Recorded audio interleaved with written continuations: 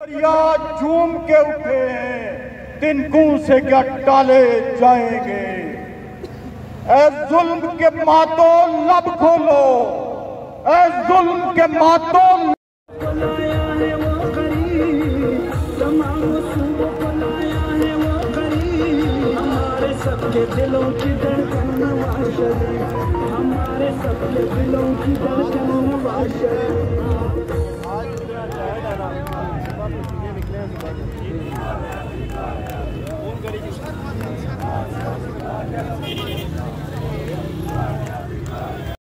کٹتے ہی چلا کے اب ڈیرے منزل کہیں ڈالے جائیں گے۔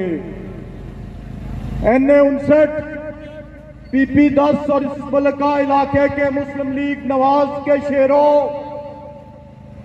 آپ کا میں پاکستان مسلم لیگ نون کی پوری قیادت، اپنے تمام دوستوں، ورکرز، مقامی رہنماؤں اور بلدیاتی نمائندوں کا، چیئرمین حضرات، چیئرمین یونین کونسل بگا ہمارے ساتھ یہاں پہ موجود ہیں، ظفر مغل صاحب موجود ہیں، اور بلدیاتی کونسلرز ان یونین کونسلز کے اور ہمارے ورکرز، میں ان کا اپنی طرف سے تو شکریہ ادا کرتا ہوں۔ میں ان کا شکریہ مسلم لیگ نون کی طرف سے اور